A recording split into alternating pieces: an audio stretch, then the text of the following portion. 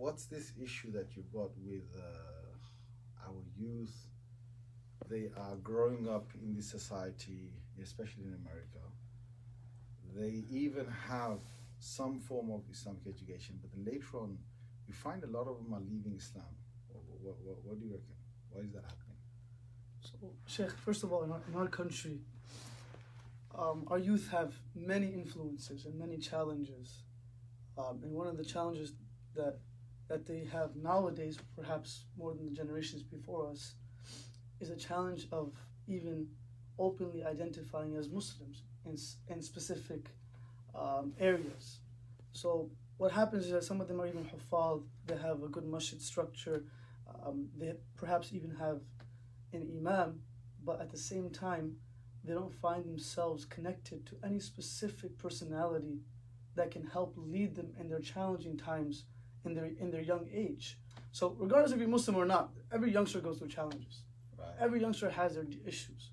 But if they don't feel comfortable discussing those issues, and they don't find a safe haven in a sanctuary like Ashabul Kahf, they don't find a place to go and able to. So what is it that they go to the masjid, and the masjid has a structure. So we're kind of hearing more and more of these like people leaving Islam. We're even hearing huffaz, which is astonishing. They spend 2 to 3 years memorizing the Quran. Why do you think they'll leave Islam? What are some of the underlying reasons? I feel like because many of us are a part of the institutions that open hifz schools, we're imitating and emulating the same types of modules that we study from back home. And then you bring those modules to America, you bring it to the West. It's not a one-size-fits-all solution. It's not a one stroke of the brush. You got to figure out the pulse of the people. So are you saying that it should be slightly different? I mean, and how? Exactly. So I think definitely it needs to be different. Now the question becomes how. So one of the things that goes through my mind is that if you have students who are doing hifz, but they're not given a foundation of the religion, not given a good understanding of the religion, they don't really know the Quran. Definitely not. So many of these hifz schools, Sheikh, you're from England, Sheikh, you probably know better than us, we're young, but they'll have 6 hours of hifz. 6 hours? 7 hours of 7 hours. Just hifz, like they're memorizing, mashallah, amazing. They'll finish Quran in 2 years. Bakka huffaz, like the jami' huffaz, they know the Quran very strong. But during that time in which they were doing hifz, 2 elements have to be, synonymous to their hifz. Number one, the tarbiyah while they're becoming hafiz. The sunnah, tarbiyah, the teachers actually having the ability and the power to rectify that. Now, there's no tarbiyah in their hifz. I mean, let me share something with you, right? When I was in England, and I'm talking about 20, actually I'm talking about 30 something years ago, right? When I was doing hifz in a local mosque, not one day did they even teach me about fard ghusl, when you should have, when it is obligatory of when to have a ghusl. Not one day did they teach that, right? So imagine this: you're doing the hifz of the Quran, and you might be needing a bath to even enter the masjid, and it's not even halal for you to pick up the Quran, and the teacher never went through that because his duty was just to teach you hifz, right? We had no other lessons. We had whatever we did prior to that when we were young, like maybe a few salah things. Okay, we learned that, but you never got to know anything about the Quran at hand. And I'll tell you another one, right? That really struck me, is that I was at school in what you guys have as grade 7. So over there it's 6, year 6 we call it. So I was in school and the teacher asked the students and said that what do you guys do after school? So each person said something. And I said, okay, I go to a mosque to memorize a book. She said, what book is that? I said, Quran. She said, really? She said, read something. And I read it in Arabic. I said, wow, so you've memorized the whole book. How many pages? I said it was 848 because that was the Quran I was memorizing from. She said, well, now tell me what's the meaning of that. And I said, I don't know. She said, what's the meaning of that? I said, I don't know. And she was so astonished, this non-Muslim teacher, she was so astonished, and she stopped the class, other 2 classes. She said, Hassan is memorizing this big book, but he doesn't know a single word of what he's saying. He doesn't know the meaning. And I felt a bit stupid, to be honest with you, standing there. But the thing was that this hits home, because we're not asking these Huffaz to know the meaning of the Quran. But what we're asking is, at least they should have a grounding of understanding of Islam, and they should know what the do's and don'ts are. They should know the reasons why they're doing some of the things. I mean, how is a Hafiz supposed to be an Imam of Taraweeh if he doesn't really know his Aqidah properly? So, Sheikh, I think there's two things. First of all, what was the objective of the parents when they put them in Hifz school, and what is the objective of the institution while they're teaching them? If the institution, the factory which is molding these Huffaz, if it's not a part of the fabric and their objective to make them leaders, and just to make them Huffaz, well, like, that's what you're gonna get. Right. So I tell you one big reason why they've put them into Hifz is because the parents want a crown of light on the Day of Judgment. Which is fine, sure. And that's what. No, but that is their objective. So they want to go to Jannah. They want to ensure that they go to Jannah quick, right? But you know what they all forget on, and we should have a reminder for all these Hifz students, and even the whole system is that the hadith says, "Man ahalla halalahu wa harrama harama." Whoever leads a life of conforming to the halal of the Quran as halal, and the haram of the Quran they treat it as haram, then they get these extra bonuses of the akhirah. So let's now move on to this thing. If we think about Huffaz just generally, they're not leaving or even ignoring Islam because they're Huffaz. It's despite the fact they're Huffaz. Right. So it's not something which is specific to quote unquote people that have studied Islam. It's a more generic epidemic, and I feel like every era has their own need. And based upon that need, society and the people in charge that are the mas'ul, the scholars, the leaders of the community, they're responsible. They have to figure out a way. And this happened every era of our society. You talk about where Salahuddin came from. You talk about where Mahmud al-Fatih came. You talk about all these people. They were able to conform. I was going to say one thing to you. What's important is that, what would you say is more important? Is it more important to have a child that is Hafiz, yet the child doesn't know much about the religion? Or is it better to have a few children in every society for the kifaya? So basically it completes the fard for us, the obligation for us. You have a few children that are Huffaz, but we have many children that have got good akhlaq, that know the Islam, that are upright Muslims, that know the religion. That time, that 6 to 7 hours that we got all these students to do Hifz of the Quran, if we had produced a generation of Muslims who have got 6 to 7 hours of good understanding of Islam, the tarbiyah, the akhlaq, and the nurturing and so on, isn't it better for us to have that? Sheikh, 100%, but at the same time, they don't completely defy each other. So what I'm trying to say is, who makes things go viral?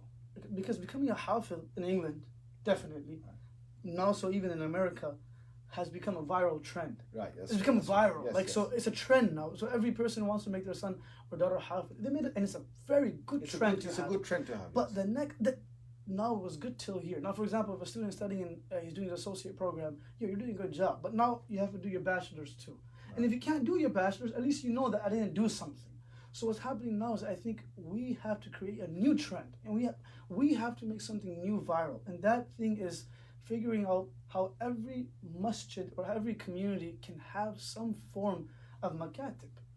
And many masjids in America do, mashallah, doing an amazing job. And because of those makatib, if you go to Michigan, we have every masjid, like IGD, Tawheed, you have, in Ann Arbor, you have in Kenton, you have a masjid which has these makatib, which are helping. Let me ask you about this, because in America you have largely either Sunday schools, or you have Saturday schools, or you have Friday evenings, right? That's what I've heard, right?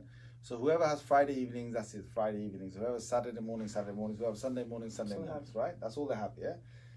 I seriously feel that many hours, even if it's 3 to 4 hours a week, is nowhere enough to establish a good grounding of Islam in the child. What have you seen in America? Sheikh, I think even if they spend 6 hours a weekend, 3 hours on Saturday, 3 hours on Sunday, 2 hours on Saturday, 2 hours on Sunday, but if there is a system which they can follow, because we cannot give our children, ourselves, a formula which cannot be followed. If our people can follow it in this generation, then what's going to happen to the next generation? Right. So we have to figure out a formula which everyone can follow. Like, this is something that I can do, and I'm not letting anything else go. So if, for example, we have weekend school, we have 2-3 hours on Saturday, 2-3 hours on Sunday, but if there's a system which every single Saturday, Sunday school can figure out, finalize, make sure it's perfected and it's excelling, and they see the effect of that in the students, that's good enough in many ways. That's good. That's very good. I mean, we've seen, like, for example, the Safar publication, Safar Academy that I've personally got in England. We've got also some maktabs over there. And we personally have a program of 7 hours that we deliver every single week. Some have 10 hours, some have 8 hours, and some have 6 hours, like you're saying, more or less. But we've got our own books, which is Safar Publications, and it's being used across the world right now. I've introduced some of those books to you, and I'm introducing it to others. Now, the whole point is that whether it's this one or other syllabus, you're absolutely right. You've got to have a system. You've got to be on it. You've got to have it in your mind that you're doing the tarbiyah of these children. You want to make them something. You just don't want them to go through a little system and finish. I was gonna say to you another thing, which is, what do you now see after, let's say we've gone now through 2 generations of Muslims going through these systems? We've got a huge amount of challenges that these youth are facing. So what would you say is one big challenge that, or a couple of the big challenges that these youth are facing? Because we're seeing, now let's leave the Hufaz aside, we're seeing a general thing about Muslim youth in America. Some of them, they're either on the verge of leaving the faith, or they don't know the faith, or they want to leave the faith, or they have left the faith, right? So what is this? What is the cause of this epidemic? What are the challenges that they're facing, and what is happening to some of them? So that's a very, as many facets to this question. I'll start off by saying, Sheikh, as much as negativity and as many challenges the youth of America have, today perhaps 10 years prior to this, today we have more faculties and more institutions in place to help these people. Right, good. So, and not I want to say help, but to work together. So, as much as of all the negative things that are happening, there's more positive things that are happening. Good. So, for example, before 10 years ago, there were only, one masjid that had a hifz school. Right. Now, 15 masjids have a hifz school. Before, there was only one Saturday Sunday school in the community. Now, every masjid has a Saturday Sunday school, and every masjid, Saturday Sunday school has people. People are there, and the people that are running it also have khair in their mind, that we want to do good for these people, but they don't have a curriculum. It's a band-aid job. And when the band-aid is on, you think everything's okay. But the second it gets infected, like, oh, it wasn't right. I should have done something bigger. So right now, we're going through that phase. So the biggest challenge, I think, for many of our youth right now is, again, to find a kahf, to find someone that they can be with and that can relate to them, come to their level. And when they come to their level, make them feel special. How the Prophet did to every single Sahaba. Ibn Asir says that every single Sahaba felt like the Prophet loved us more than anyone else, to a certain extent where I thought that I was the most beloved of the Prophet. Right. So as much as shuyukh, or even as youth leaders or community leaders, make people feel loved. There's value within them. That's good. So we want to sort of connect up with them. But what about this thing that some people say that when you drop to their level, then you're also compromising? Is that also happening? Is that these youngsters, Sheikh, we deal with them on a daily basis, and we're young ourselves. They don't make you compromise. Okay. You go out to them, you go to a normal place, you have a good time, you relax. It's our fault. And we should do that with the youth, right? To bring them closer, right? Because they need to know that we're real like them. We're not these old baggages that they need to discard, right? Sheikh, in Michigan, it's our fault. We don't give enough time to our youth. We don't give enough time to the people that are within our communities. Even though they'll text you they want you to come to a program, like, oh, we don't have time. So if we can do a better job in making ourselves available for them, all the Prophet want to make himself available for people. But not to just tell me one of the things about the challenges. So what are the challenges that they're facing? But let's say some of the ulama out there, some of the people after they're trying. But then we're still hearing these stories, and of course it's not because what's happening today. You're right. 10 years ago, the facilities that were there, right now we've got better facilities. But what is that part of the cycle that we need to address, that is creating these people that are leaving the deen or on the verge? Giving them a better education when they're in elementary and middle school, like how Safar Publication, Safar Academy, that series, which to give them all of their foundational levels of ilm and education, that will just become They empower them as they're going through colleges. In the most difficult part in America, even way more than England, way more than any country in the world, Sheikh, is that kids have so many more challenges because there's less people, there's less Muslims based upon the demographics, based upon the areas that they live in. Yes. So now, if you go to a school and you're the only Muslim there, and you want to feel, every kid wants to feel liked, he wants to feel welcomed, and now you start chilling out with these guys, hanging out with him, unintentionally, unwillingly, maybe some things will leave you. And by that time, you go in and you try to help these people, and sometimes it's too late, but it's never too late in that sense, but sometimes it becomes a bigger challenge. So for parents, and my older brother always says, for parents, you're the most important faculty, in the sense that if you create a good environment in the home, so people always ask us, what did your parents do for you? And we were born in America, all of us, 5 brothers, raised here. What did your parents do for you? Well, our parents, they made sure that every single day before we slept, we recited a few ahadith. Okay. So you build an environment in the house. Now, when you leave the house, you mess around. You do what you have to do. Everyone makes mistakes. But when you come back to the house, there's always that ending. You're ending the day off on the right note. You have a few hadith, you put your Isha together, and now you go to sleep. At least you end it off on the right foot. So a lot of these challenges of drugs, of pills, of depression. Why should one feel depressed when they're valuable? Tell me, why is there more depression amongst the youth over here comparatively to the rest of the world? What are you guys? Is that true? That's true, man. That is true, man. We have. What have you seen? What we've got is we've got youth now across in Britain that have got a relatively higher depression rate than before. And they say one of the big causes of that is the social media. Because what's happening is that people, we've entered this world where everything's got to be likable, everything's got to be, everyone's going to like me, everyone's going to give me credit, everyone has to say yes to me and I'm okay, and so on. So we live this life of that. And the moment you have people giving me dislikes, or there's some, bullying, or there's some, real serious sort of challenge with people in the politics, because politics is everywhere. It's not just in the parliaments and the senators. Politics is in every form of life. So when they get into this politics and they're the victim of somebody else throwing the politics at them, then they get a bit, they get some kind of anxiety and so on. But, I've seen clear data that one of the biggest problems that you've got in American society now generally is this whole thing about depression. That this is one of the modern day epidemics that we've got. So you got any other reason to add to this, of why this might be happening? Sure, you knocked it out of the ballpark. And what we can do is there were challenges in every society that came before us. There was some form of depression. There's always these challenges that come. Every challenge that comes to our communities, we have a solution from the life of the Prophet. And one of the solutions that I derive from one of the beautiful narrations, al-mu'minu ya'lafu wa yu'lafu. A believer is someone that when you meet him, you feel connected, and you want to sit with him, and you want to be with him. So for a moment, if we take out all of the racism, and if we take out all of the other people, all of the other influences that come with us being Americans and going to college, let's take all that out. If just as Muslims, when we meet each other, if we're able to give off good vibes, like one of the most beloved actions to Allah is to make your Muslim brother or sister happy when you meet them. Just that in itself, like, hey man, you look good today. Oh, mashallah, man, how's your day? Yeah. One of the things I have to say in America, you're a lot more happier than we are in Britain. Really? Yeah. That's your weather. With the weather, that's what it is. It's our weather.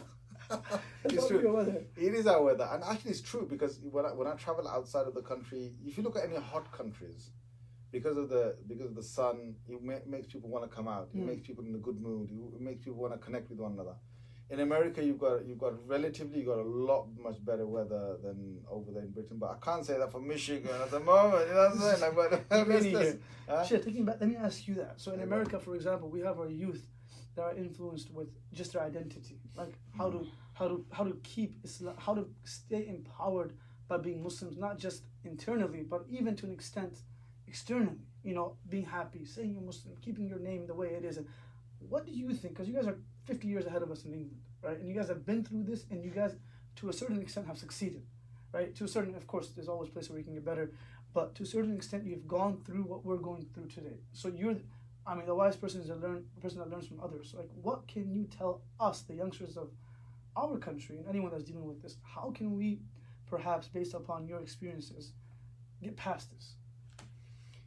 One of the things I would say to you is, on a top level, I think the masjids and the committees of the masjids really need to address this issue, because most of these masjids that I've seen, they're run by people who actually, they're activists who set up the masjid, they're donors who gave money to the masjid, they're doctors who were professionals and who knew how to bring people together, and they set up the masjid, which is brilliant. But the job they did in America was brilliant. But now, to run these masjids, like if I was to say to you, to run a restaurant, what do you need? Well, you need waiters, right? You need chefs and waiters, right? Chefs are probably the main important thing. Waiters are going to serve, but chef is the real deal for the restaurant. Now, what's the real deal for the masjid? The real deal for the masjid is the imam. It's not your activists. It's not, you're serving. Your activists, you're like the waiters, your professionals, your doctors. You're doing a good job as well. But you could be the governor, you could be wherever, but without your chefs, your restaurant is gone. Without the imams, your masjids are nothing, right? So we need to empower our imams, get the more learned people in positions, give them, give them real platform for them to speak. Good salaries, right? in that sense too. Well, yeah, well, in America, you've already got, mashallah, very good salaries over there, compared to Britain again, right? But alhamdulillah. Now, so what I would say after that is that, okay, let's say that aside. So you've got the structure there. The next thing is that you want to try, I know it's difficult here. One of the reasons is that American society is such that you've got the houses far apart from one another, which for you is like luxurious space, but that prevents it from becoming a community, right? A neighborhood and a community. So there are a few places in America I've seen that you've actually got a proper neighborhood around the masjid. Those ones thrive quite a lot because you've got the sense of community and the whole spirit is together. Otherwise, it's 20-minute drive to the masjid, half an hour drive to the masjid. People don't come except once or twice a week. Maybe a few nights here and there, that's it. So they have little contact with the masjid. So try and get that community kind of spirit.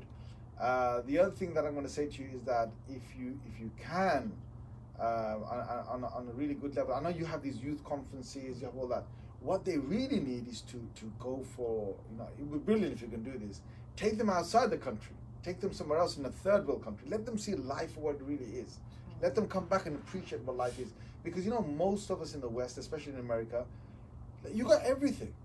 So you don't, they say you appreciate something before you have it and after you lose it, but not while you have it, right? So because you guys have got everything, and you want something, Amazon.com, click, it's there the same day. Boxes and boxes are arriving in your house, right? What is it that you guys don't have? But what that leads to is not appreciating where you guys are, right? And especially with religion, these kids, a lot of them are spoiled in some sense because they kind of have taken everything for granted. Everything for granted, to the extent that, look, the laws in the Western countries prevent parents from smacking their children. The laws prevent them from in any form of discrimination towards the children, and so on. And that's fine. You've now created a harmonious relationship or a platform for parents and kids. But what's happening now is that the kids now have the ability to swear at the parents or to, jibe at the parents or something else, right? Why did they do that? Because they don't know the value of what they have. To get the value of that, I remember my dad, when I was young, 11 years old, he took the whole family to Bangladesh for 1 full year, right? In mosquitoes, in, amongst water that is not, sanitized, that you have, the heat, you have no fans, there was no electricity. There's no, the toilets were outside of the house, right? We had some good boot camp training. When we came back, right, the best thing was that we appreciate even the water. Even the water was sweet to us. It was cold, it was sweet. The air of Britain was fresh, and we loved it. And then we said to ourselves, you know what? We know the value of life. So it changed things. Anyway, you got anything to add to this, or before we? I think you at the end, that last point, taking them out of their environment, and bringing them somewhere else. Even from Mecca, the Prophet took them to Medina, and Islam flourished. So if we're able to, it doesn't have to be in a different country, even to a certain extent, like in i'tikaf in a masjid, away from a phone, with the shaykh, with the imam, with the leader, and then at the same time there's some suhbah, there's some adhkar, tilawa, and then you have environment. So environment can do everything. Jazakallah khair, Shaykh. حياكم الله. Thanks so much. Assalamu alaikum.